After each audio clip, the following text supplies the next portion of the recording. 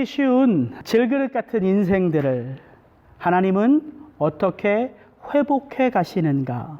그 광야 한복판에 로뎀나무 아래 주저앉아 넉넉하오니 지금 내 생명을 취하옵소서. 나는 열조보다 낫지 못하니이다. 이렇게 죽기를 구하는 엘리야의 모습 속에서 사실 우리는 우리 자신 속에 감추어진 모습들을 보게 됩니다. 우리 또한 시시각각으로 변화되는 상황 속에서 때로는 그 상황에 압도되어 낙심하기도 하고, 또 때로는 내가 정말 예수 안에서 살아가는 믿음의 사람인가 의심스러울 정도로 연약한 모습이 드러날 때가 있기 때문입니다. 그래서 우리의 눈이, 저와 여러분의 마음이 자연스럽게 엘리야에게서 그를 회복해 가시는 바로 토기장이 되신 하나님에게 초점이 맞춰지기를 소망합니다. 바로 그 엘리야의 하나님이 저와 여러분의 하나님이시기 때문입니다. 깨어지기 쉬운 질그릇 같은 우리 인생을 빚어가시는 하나님의 그 깊은 터치가 오늘 말씀 앞에 선 저와 여러분에게 체험되어지기를 주의 이름으로 축복합니다. 이번 한 주 제가 두 가지 질문을 좀 던져보고 이 말씀을 묵상했어요. 하나님은 엘리야를 어떻게 회복해 가시는가? 하나님은 무엇으로 엘리야를 회복해 가시는가? 이 두 가지 질문을 가지고 오늘 본문을 반복해서 읽고 기도하고 묵상하는데, 하나님이 어떻게 회복해 가시는지 어렵지가 않아요. 너무 쉽게 찾아낼 수 있죠. 하나님이 엘리야의 그 지친 영혼을 위하여 깊은 잠을 주셨습니다. 허기지고 목마른 육체를 위한 숯불에 구운 떡과 한 병의 물, 그리고 천사의 부드러운 터치로 엘리야를 회복해 가십니다. 그러다가 문득 이런 생각이 들었어요. 하나님이 영적으로 지쳐있는 엘리야를 어떻게, 무엇으로 회복해 가시는가라는 질문보다 사실 먼저 던져야 할 질문이 문득 떠올랐기 때문이에요. 바로 이것입니다. 하나님이 왜 엘리야를 회복하시느냐, 이 질문이에요. 어떻게, 무엇으로보다 먼저 던져야 될 질문이 바로 이 질문이더라고요. 왜 하나님이 엘리야를 회복해 가시지? 왜 회복하기를 원하시지? 이런 질문이었습니다. 하나님에게 있어서 엘리야라는 존재는 어떤 존재입니까? 분명 엘리야는 패역한 아합 왕과 이스라엘 백성들에게 참 하나님이 누구신지를 드러내는 수단이고 도구였습니다. 그래서 하나님이 엘리야를 부르셨고, 하나님이 그를 훈련시키셨고 연단하시며 결국 하나님이 그를 갈멜산 정상에 세우셨지요. 그리고 엘리야는 그 하나님의 뜻대로, 그 목적대로 갈멜산 정상에서 하나님의 하나님 되심을 드러냈습니다. 부인할 수 없는 사실이잖아요. 그렇다면 지금 이 순간 광야의 그 로뎀나무 아래에서 여호와여 넉넉하오니 저를 이제 죽여주십시오라고 고백하고 있는 그 엘리야는 하나님에게 어떤 존재냐는 거죠. 여러분, 우리가 이 땅을 살아가면서요, 여러 사람들이 우리를 생각해요. 뿐만 아니라 나 자신도 내가 어떤 존재인지를 늘 생각해요. 그런 생각들이 오늘 본문을 제가 쭉 보면서 이렇게 떠올랐어요. 여러분, 아합과 이세벨에게 있어서 엘리야는 어떤 존재일까요? 반드시 죽여야 할 정적이지요. 어떻게든 죽여야 될 정적이에요. 이스라엘 백성들에게 있어서 엘리야는 어떤 존재일까요? 엘리야는 이스라엘 백성들에게 하나님의 능력을 보여주었던, 그래서 내가 지금 걷는 이 길이 잘못된 길임을 알게 해주었던 위대한 하나님의 선지자였다가, 지금은 그 왕비 이세벨의 위협 속에 두려움을 느끼고 도망치는 비겁한 도망자로 여겨지고 있겠죠. 엘리야 자신은 어떻게 생각합니까? 스스로를 열조보다 못한 실패자요, 하나님의 사명을 제대로 감당하지 못한 낙오자로 여겼기에 엘리야는 스스로 죽기를 원하고 있어요. 이렇듯 주변에 엘리야를 바라보는 시선도, 정작 엘리야 자신도 다 부정적인 모습으로, 생각으로 보여지고 있고 드러나고 있습니다.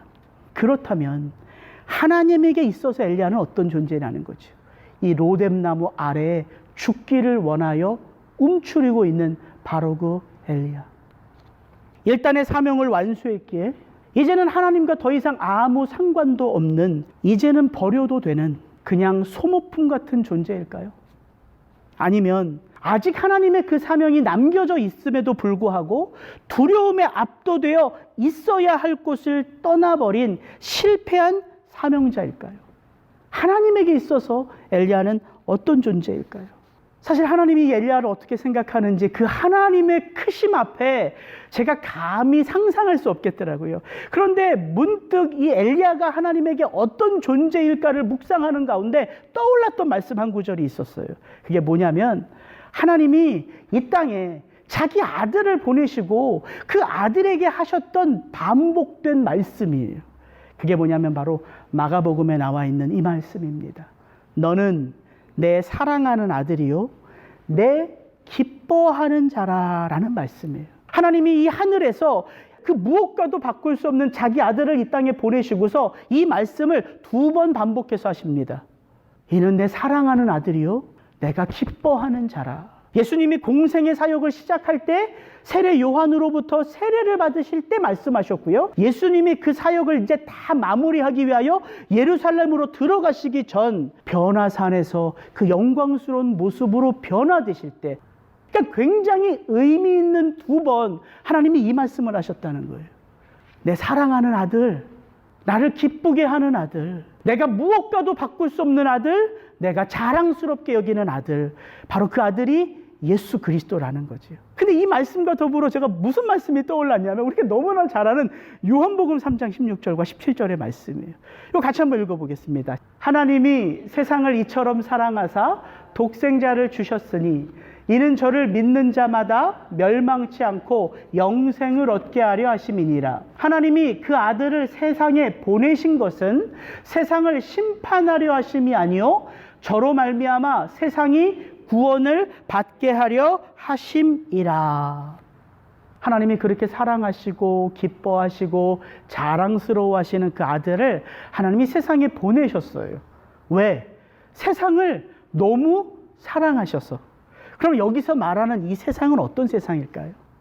하나님이 세상을 사랑하신다는데 하나님이 그럼 이 세상의 모든 것들을 사랑하신다는 거예요? 예, 그 말씀도 맞습니다. 하나님이 창조하신 하나님의 것이기 때문에 하나님이 이 세상을 사랑하세요.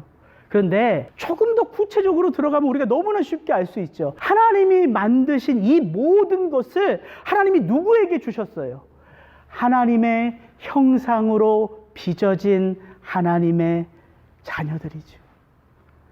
여러분, 하나님이 이 땅에 하나님의 자녀들을 사랑하셔서 그 누구와도 바꿀 수 없는 바로 예수 그리스도를 주셨다는 거예요. 저는 이 마음이 너무 깊이 느껴지더라고요. 엘리야는 분명 이 패역한 땅 가운데 하나님의 하나님 되심을 드러내는 수단이고 도구 맞습니다. 그러나 엘리야는 또한 하나님에게 이 세상 그 무엇과도 바꿀 수 없는 유일한 하나님의 목적이고 이유라는 거예요. 하나님은 포기가 없으세요. 하나님은 실수가 없으세요. 하나님은 실패가 없으십니다. 갈멜산 정상에서 그 하나님을 증거할 때도 하나님의 아들이었고, 광야 한복판에서 죽여달라고 하소연하는 그 로뎀나무 아래 보잘것없는 엘리야도 또한 하나님의 아들이라는 거예요. 여러분, 하나님이 저와 여러분을 통하여 이 땅에 하나님의 하나님 되심을 드러내십니다. 그것이 우리가 구원받은 목적과 이유이기 때문이에요. 우리 한 인생을 잘 살기 위해서 우리를 구원하신 게 아니라 내 것인 너를 통해서 내가 드러난다. 이 하나님의 섭리와 뜻을 이 땅에 우리가 드러내는 자잖아요. 그래서 우리가 이 세상의 소금이고 이 세상의 빛이잖아요. 그 하나님의 하나님 되심을 선전하는 하나님의 왕 같은 제사장이요 하나님의 거룩한 나라잖아요. 예, 그렇게 하나님의 영광과 그 하나님의 목적과 그 하나님의 뜻이 구원받은 하나님의 백성들의 삶 속에 있습니다. 그런데 그 하나님의 그 무한하신 영광과 그 뜻을 우리가 이 땅을 살아가면서 드러낼 때에 우리에게 넘어짐이 없습니까? 실수가 없습니까? 실패가 없습니까? 아니죠, 아니죠. 그 누구에게 물어보지 않아도 알잖아요. 내가 어떤 존재인지를. 깨어지기 쉬운 질그릇 같은 인생이 나의 인생인 것을 그 누구보다 내가 가장 잘 알지 않습니까? 그래서 여러분, 이 단어, 회복이라는 단어는요, 무엇을 전제하고 있는 단어예요. 넘어짐과 실수, 실패라는 삶을 전제하고 있는 단어가 회복이라는 단어예요. 하나님은 우리를 회복하십니다. 넘어지는 우리를, 실패하는 우리를, 실수하는 우리를 회복하시는 분이 하나님이세요. 그래서 이 영적으로 지쳐있는 엘리야에게 다가오셔서 그를 회복하시는 하나님을 생각할 때에 가장 먼저 생각해야 될 게 뭐냐면, 하나님은 나를 포기하지 않으신다는 사실이에요. 내가 하나님의 것이기 때문에. 우리가 그렇게 갈망하고 소망하는 성숙, 올해 우리 교회가 표로 두고 있는 게 바로 그거잖아요. 그 하나님의 사랑 안에서 우리가 풍성한 열매를 맺자. 그 열매를 맺기 위하여 우리가 성숙한 삶을 사는 것이 올 한 해 우리 교회의 표입니다. 그럼 무엇이 성숙입니까? 성숙은 다른 게 아니더라고요.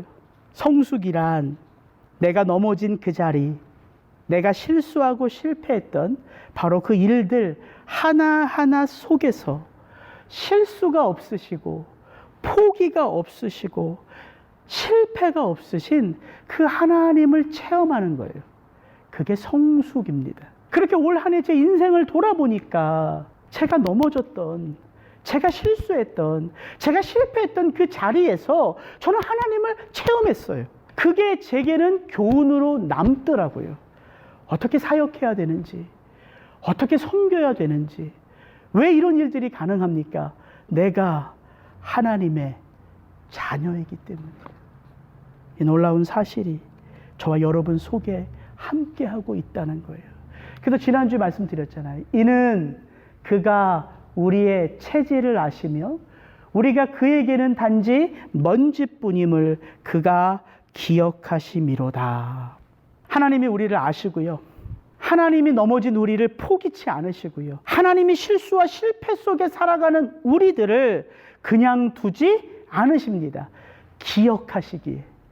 이것이 오늘 이 지친 엘리야 모습 속에서 우리가 하나님의 은혜를 체험하는 첫 번째 교훈이에요. 포기하지 않는 하나님. 두 번째, 그 흔한 잠, 떡, 물 한 병, 그리고 터치. 이번 한 주 말씀을 묵상하면서 하나님이 엘리야를 회복시키는 게 특별한 것으로 회복시킨 게 아니더라고요. 대단한 어떤 것으로 엘리야를 회복시킨 게 아니에요. 숯불에 구운 떡 하나, 물 한 병, 늘 우리에게 있는 잠이에요, 잠. 그리고 특별한 것이 있다면 그 천사의 어루만져주는 터치? 이 정도예요. 하나님이 당신을 어떻게 드러내시는가? 여러분, 우리가 고난의 한복판을 길게 지나가다 보면 지치죠. 믿음으로 살아내려고 애쓰지만 우리가 인간이기에 지쳐요. 그래서 우리에게 나타나는 모습이 있습니다. 그게 뭐냐면 지치면 지칠수록 하나님의 특별한 은혜에 대한 기대가 커진다는 거예요. 근데 하나님에 대한 기대가 커지는 게 뭐 나쁜 거겠어요? 좋은 거죠. 고난의 한복판에서 우리의 믿음이 자람과 함께 하나님에 대한 기대가, 소망이 커지면 그건 귀하고 복된 거예요. 근데 고난의 한복판을 길게 지나다 보면 우리는 나 자신이 어떤 상황 속에 있는지를 객관적으로 놓쳐버려요. 왜? 고난이 길어지기 때문에. 상황이 변화되지 않기 때문에. 그 아픔 속에서 나는 항상 그대로 있기 때문에. 그래서 어떤 은혜를 구하냐면요, 특별한 은혜를 자꾸 구하게 돼요. 그러다 보면 그 보이지 않고 느껴지지 않는 하나님의 손길 때문에 이전보다 더 낙심하게 돼요. 엘리야의 모습이 마치 그와 같이 느껴지는 거예요. 그가 기도하면 죽은 영혼이 살아났어요. 그가 기도하니까 하늘에서 불이 떨어졌어요. 그가 기도하니까 3년 반 동안 닫혀져 있었던 하늘문이 열리고 비가 내렸어요. 그렇게 내 삶 속에, 내 인생 가운데 역사하신 하나님인데 지금은 침묵하시는 것 같아요, 하나님이. 내 마음이 이렇게 두려움으로 차 있는데 하나님은 말씀이 없어요. 그렇게 말씀을 따라 움직였던 이 엘리야가 딱 두 군데 말씀 없이 발걸음을 옮기죠. 그 남유다의 부엘세바, 바로 오늘 이 로뎀 나무 아래, 그리고 또 한 군데, 이제 다음 주에 살펴볼 하나님의 산 호렙이에요. 여기는 하나님의 말씀을 따라 간 것이 아니라요, 엘리야가 선택하여 떠나간 곳이에요. 그래서 엘리야는 그 침묵하시는 하나님에게 굉장히 낙심되었고 절망스러웠다는 거죠. 우리가 계속 열왕기상 17장부터 19장까지 엘리야의 삶을 굉장히 자세하게 한 절 한 절 보고 있는 거거든요. 우리가 봤잖아요. 기도하면 사람이 살아나고, 기도하는데 불이 떨어지고, 기도하니까 하늘문이 열리고 비가 와요. 혹시 인생을 살아가면서 우리 또한 경험하는 그 인생의 저 밑바닥 자리에서 혹시 저와 여러분이 엘리야에게 나타났던 그 하나님의 그 특별한 기적을 구하고 있지는 아니라는 거죠. 불을 내리시고 비를 내리시고 어떤 상황 속에서도 훅 하고 일어나게 하시는 그 하나님을 혹시 우리가 기대하고 있지는 않냐는 거예요. 내가 지금 처한 상황이 너무 어려워서. 그래서 저는 이 흔하디흔한 잠, 이 흔하디흔한 숯불에 구운 떡, 이 흔하디흔한 물 한 병을 한 주 묵상하면서 저에게는 더 큰 은혜였습니다. 그렇지, 특별한 것으로 특별한 일을 하시는 게 하나님이 아니라, 그렇게도 역사하시겠지만 아무것도 아닌 우리 일상에서 늘 마주하고 있는 바로 그것을 특별하게 사용하셔서 특별한 일을 이루시는 그분도 하나님이시지, 그것을 체험했다는 거예요. 이번 한 주 저희 딸 두 아이들이 바이러스 때문에요, 엄청 고생했어요.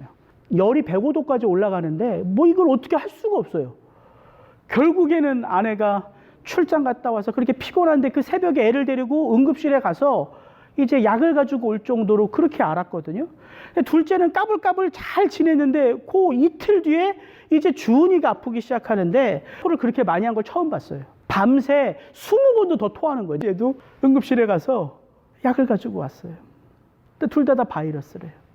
평소에 까불까불 설교 준비할 때 귀찮게 하면, 이 속들이 왜 이렇게 귀찮아, 언제 좀 처리될까, 언제 아빠를 좀 편하게 할까, 이런 애들이 아파서 누워있는 걸 보니까요, 정말 기도하는 제 마음이요, 제가 아프고 싶더라고요. 다은이 머리에 물수건을 이렇게 얹어주는데 뭐 잠이 오겠어요? 열이 105도까지 가니까 물수건을 이렇게 얹어주는데 문득 옛날에 제 모습이 떠올랐어요. 제가 그렇게 열이 높을 때 저희 어머님이 그 손을 항상 차갑게 하셔서 이 수건으로 올려놓다 수건이 금방 더워지니까 어떻게 했는지 모르지만 그 손을 차갑게 하셔서 밤새 제 머리에 그 차가운 손을 얹어주시는 거예요. 그래서 제가 깨었다가 졸았다 깨었다 졸았다 하면 항상 제 머리에 시원한 손이 얹어져 있었어요. 그래서 제가 문득 깨달았어요. 이렇게 아내도 나도 아빠가 엄마가 되어가고 있구나. 제 인생 가운데, 여러분의 인생 속에 하나님이 베푸신 특별한 은혜가 분명 있을 것입니다. 그러나 훨씬 더 많이 늘 내 곁에 있었던 그 손길, 늘 내게 주어졌던 그 편안한 가정이라는 울타리, 그곳에서 함께 가족들과 먹고 마시면서 나를 이렇게 하나님의 사람으로 세워주셨던 하나님의 손길이 훨씬 더 많았다는 거예요. 훨씬 더. 그래서 깨달음이 왔어요. 만약 우리가 특별한 것으로만 회복되는 인생이라면 저같이 평범한 사람이 누구를 또 그 특별한 것으로 섬길 수 있겠어요.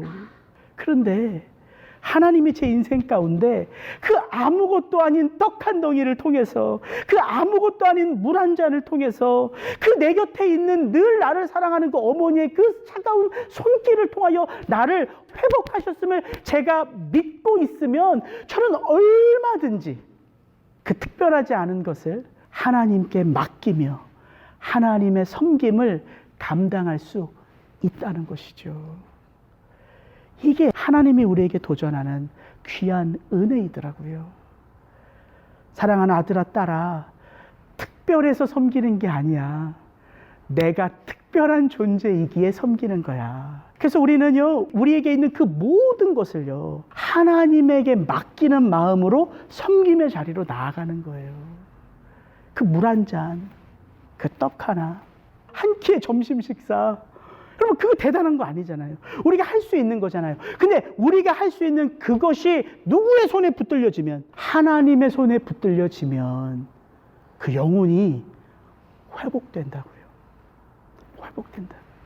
예, 제가 미리 여러분 마음을 탁 투시해서 제때제때 알아보고 탁탁 섬겨드리면 좋은데 저는 그런 능력은 없거든요. 저에게 살며시 말씀해 주세요. 목사님, 저 요즘 지칩니다. 목사님, 저 특별한 하나님의 은혜가 필요해요. 저한테 문자 한 통만 넣어주세요. 여러분의 그 지친 영혼에 따뜻한 밥 한 그릇은 언제든지 대접할 수 있는 그런 마음이 저에게 있습니다. 하나님은 특별한 어떤 곳으로만 회복하시지 않고요, 우리의 주변에 있는 일상의 것들을 통해서도 하나님은 우리를 회복하십니다. 엘리야의 스토리 속에 제가 살펴보고 싶은 또 한 가지는 그의 기도입니다. 왜냐하면 그가 이 광야의 로뎀나무 아래에서 이런 기도를 드려요. 여호와여, 넉넉하오니 이제 제 생명을 거두시옵소서. 이게 엘리야의 기도예요.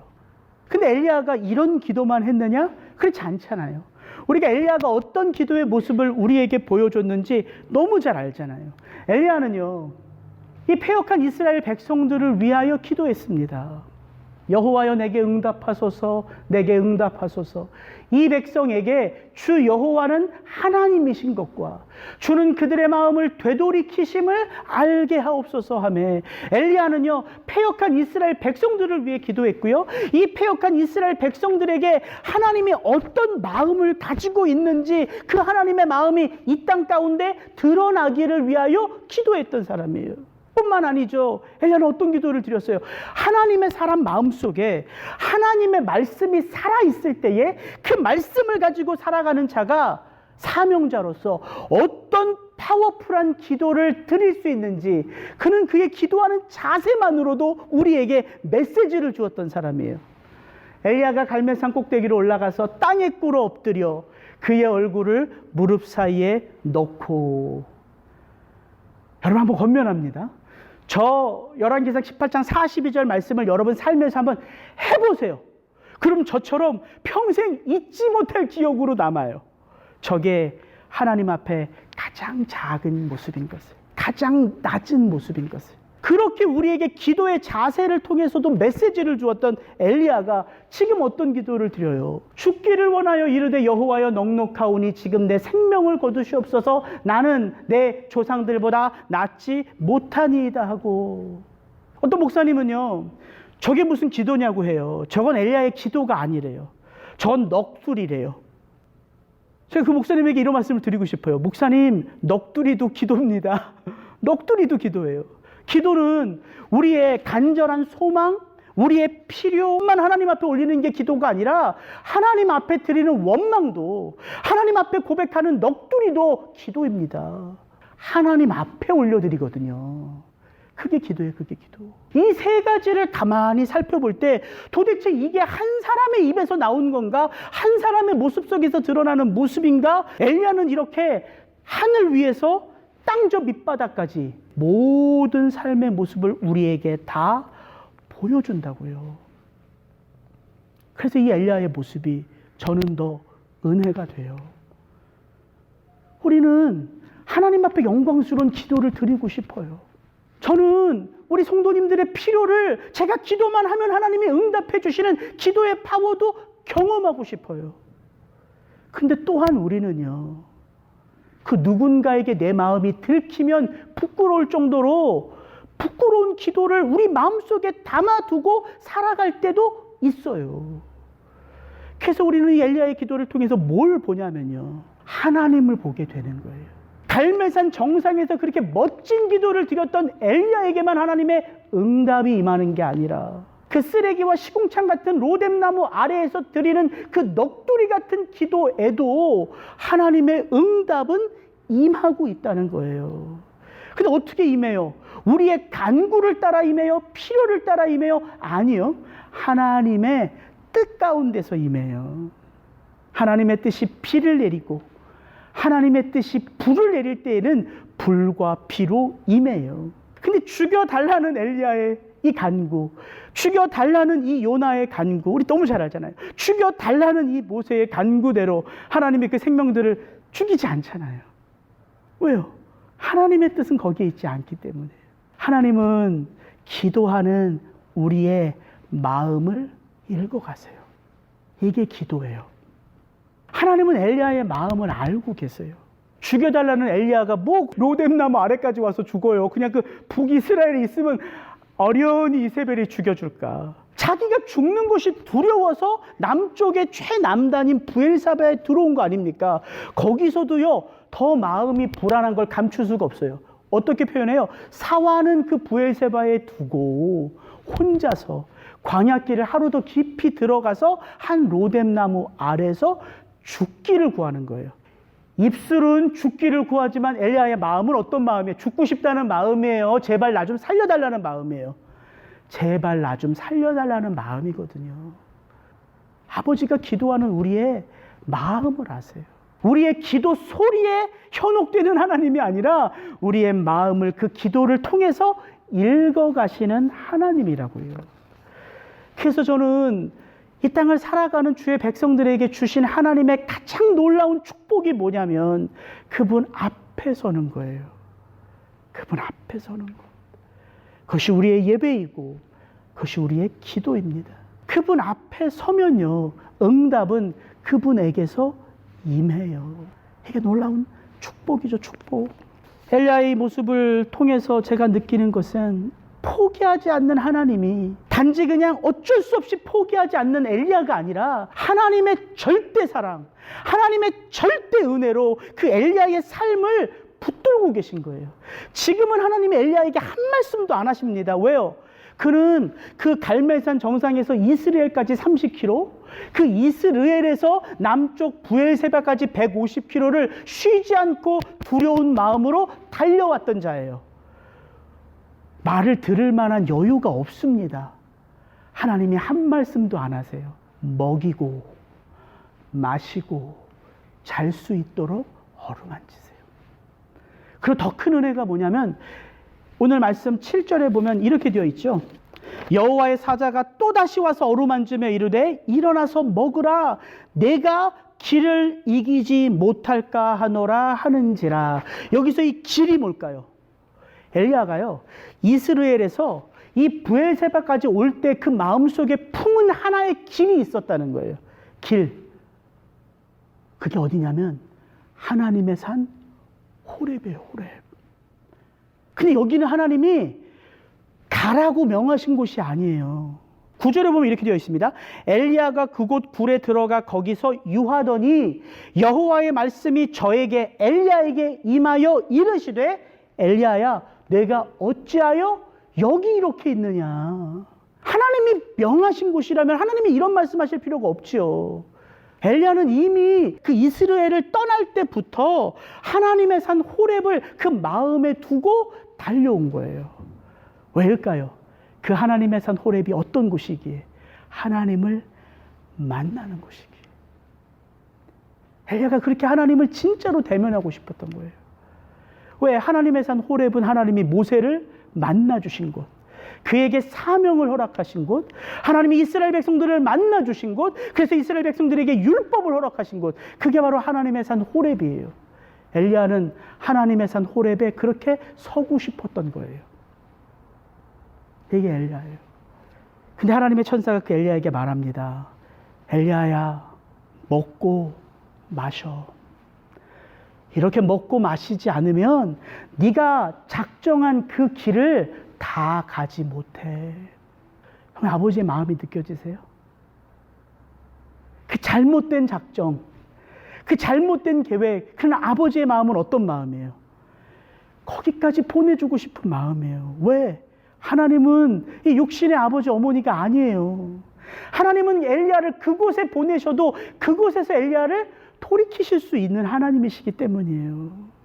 왜냐하면 지금 엘리야는요, 내 뜻대로 계획대로 안 되는 것 때문에 지쳐 있잖아요. 그러니까 하나님의 천사가 그 엘리야가 원하는 대로 다 하게 하는 거예요. 이게 놀라운 하나님의 은혜죠. 그래서 이런 단어를 붙이고 싶더라고요. 절대 은혜. 하나님의 절대 사랑. 마지못해 포기하지 않는 인생이 아니라 하나님이 결코 포기할 수 없는 인생이 바로 엘리야요, 저와 여러분이라는 것입니다. 여러분 고린도전서 13장 너무 잘 아시죠? 그 사랑장. 고린도전서 13장 사랑장이 어떻게 끝나냐면요. 이거 같이 한번 읽어보겠습니다. 우리가 지금은 거울로 보는 것 같이 희미하나 그때에는 얼굴과 얼굴을 대하여 볼 것이요. 지금은 내가 부분적으로 아나 그때에는 주께서 나를 아신 것 같이 내가 온전히 알리라. 그런즉 믿음, 소망, 사랑 이 세 가지는 항상 있을 것인데 그 중에 제일은 사랑이라. 고린도전서 13장 사랑장의 끝이 이렇게 끝나는데요. 예, 우리의 모습이 아주 분명하게 두 가지 모습으로 갈려져 있어요. 어떤 단어를 통해서? 지금 그리고 그때에는 이에요. 지금은 어느 때예요? 이 땅이에요. 이 땅에서 우리가 살아갈 때 우리는 다 알고 싶지만 다 알 수 없어요. 다 느끼고 싶지만 다 느낄 수 없어요. 왜? 그게 우리의 한계예요. 그럼 그때는 언제예요? 예, 우리가 이 땅에서의 삶을 마무리하고 주님 앞에 서는 그때. 근데 그때는 어떻다는 거예요? 그때는 온전히 모든 것을 다 알 수 있대요. 이게 성도의 삶의 신비입니다. 주님과 더불어 이 땅을 살아가는 우리는요, 주님이라고 하는 완전하신 분 안에 거하며 살아가지만 완전할 수 없어요. 그래서 주님이 필요한 거예요. 근데 주님 앞에 서는 그 마지막 때에는요, 우리가 주님이 나를 아는 것 같이 우리가 주님을 다 안대요. 그러면은 지금과 그때를 통해서 성숙이 되어진 거죠. 성숙해진 거잖아요. 완전히 성숙해진 거예요. 예, 우리가 이 땅에서 성숙을 이루어가기 위하여 필요한 게 바울은 뭐라고 말합니까? 그런즉 이 땅에서 살 때 우리에게 필요한 것이 믿음이고 소망이고 사랑이래요. 묻겠습니다. 하나님을 향한 여러분의 믿음일까요? 하나님을 향한 여러분의 소망일까요? 하나님을 향한 여러분의 사랑일까요? 그 하나님을 향한 여러분의 그것들이 우리를 완전하게 빚어가는 것일까요? 반만 맞습니다. 그것으로는 완전해질 수 없어요. 그래서 이렇게 말씀드리고 싶어요.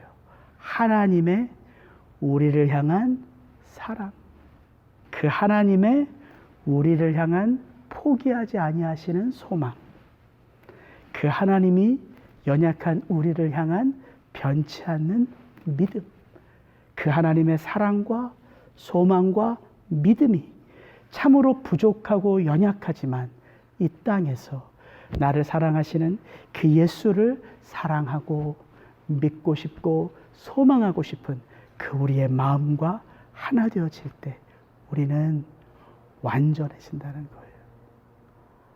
저는 저와 여러분들을 하나님께서 그렇게 아끼고 사랑하시는, 그리하여 깨어지기 쉬운 질그릇이지만 깨어지면 깨어질수록 우리의 그 깨어짐을 통하여 당신을 드러내시는 그 하나님의 영광에 바로 여러분이 주인이라는 사실을 오늘 함께 선포하며 말씀을 마치기 원합니다. 같이 기도하겠습니다.